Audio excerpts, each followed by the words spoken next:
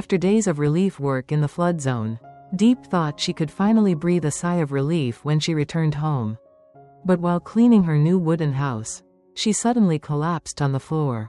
The rain outside had not stopped, and James had to race against time to save her life. After long days of wandering in the flooded area, James and Diep had just returned. On the muddy bus, both were silent. Diep's eyes occasionally glanced out the window, where the rain was still falling, her heart still haunted by the image of the roofs submerged in water. The children huddled on the porch.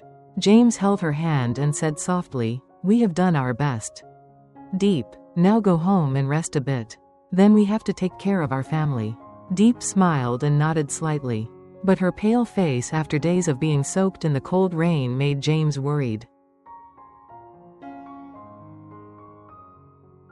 Back home, James busily packed up his things, while Diep began cleaning the new wooden house where they planned to move in with NHI. The wooden panels smelled of resin, and the newly purchased tables and chairs were still covered in nylon. NHI sat on the porch, diligently studying, occasionally looking up to ask her mother, "Mom, are we going to move here soon?" Diep smiled gently, "Tomorrow. Honey, I'll clean it up first." But the rain from last night still left a cold dampness everywhere. The wind blew through the cracks in the planks, carrying with it the strong smell of earth and rainwater. Diep wiped every corner of the house, her hands trembling. She felt her head spinning, her eyes blurred, her back was soaked with sweat. She thought it was just fatigue, so she gritted her teeth and wiped a few more places. But then, the scenery around her began to turn upside down. The sound of the wind and NHI reading gradually faded away.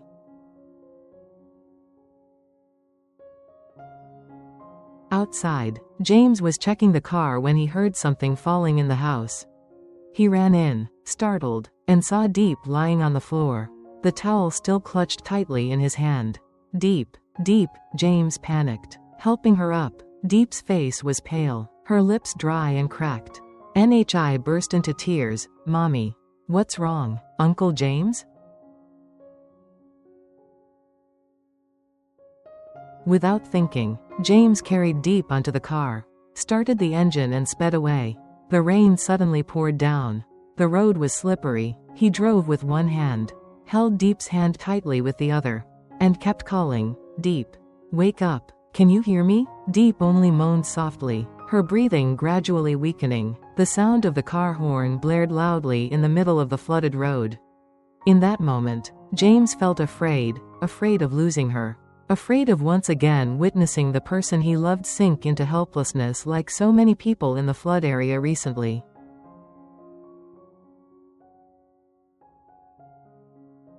Arriving at the hospital, James rushed out of the car, holding Diep and shouting, "Emergency, please save her." The nurses quickly pushed the stretcher over and took Diep into the emergency room. James stood outside, his hands shaking, his shirt soaked. The rain was still falling outside, and the sound of his heart pounding in pain mixed with the rain. NHI hugged his arm and sniffled. "Is Mom okay, Uncle?" He bent down and wiped her tears. "It's okay, baby. Mom will be fine, I promise."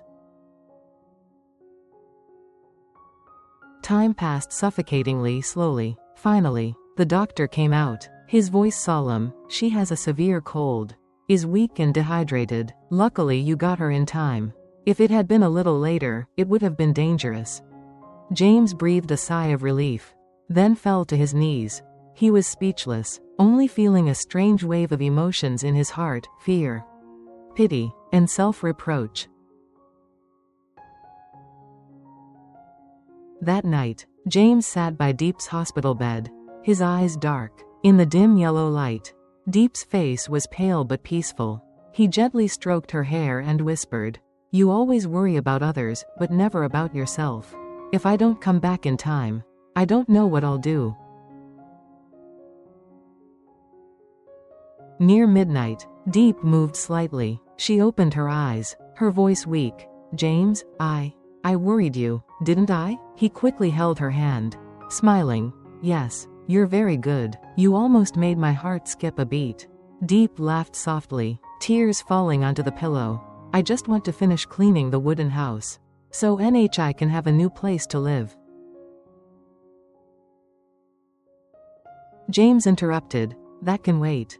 What I need now is for you to get well. The house can be cleaned later, but you cannot be replaced.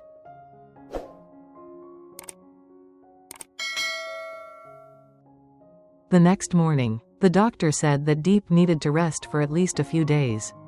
James arranged everything, bought porridge, mixed medicine, wiped her sweat little by little. That scene moved all the nurses. A successful CEO, clumsy but caring, spoonfuls of porridge brought to her lips, a simple yet warm image. When Diep was better, she looked at James intently and whispered, "You know, when I fainted, I vaguely heard your voice calling me. I was afraid I wouldn't be able to see you again." James was silent. "Don't say that. You still have a lot to live for. There's me, there's NHI, there's the wooden house waiting." That afternoon, Diep was allowed to leave the hospital. James carefully helped her to the car.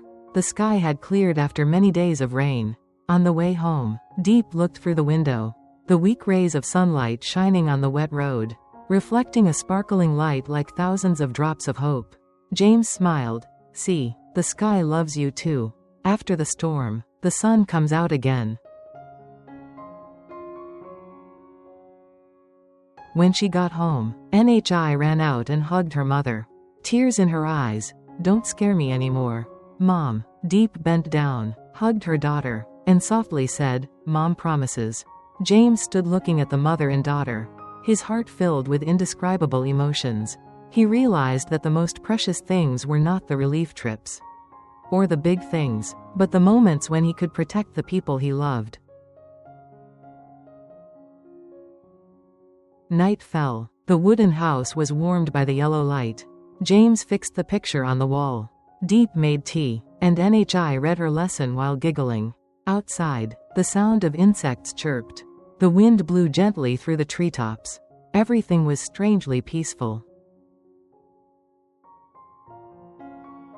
James turned to look at Diep and said half-jokingly, "If you scare me like that again, I'll make you stay under the blanket." Diep smiled, her eyes sparkling. "So will you stay with me?" He gently touched her hand and softly replied, "Of course." At that moment, in the warm space of the wooden house, laughter mixed with the wind. Outside, the sky after the storm was clear, as if proving that after the storm, as long as there is humanity and love, the sun will shine again, even if it is just a ray. In life, sometimes storms come not only from nature but also from challenges in the human heart. But as long as there is each other, human love will be the fire that dispels all cold. If you feel that through this story, please leave a like and subscribe to the channel to follow the next meaningful stories.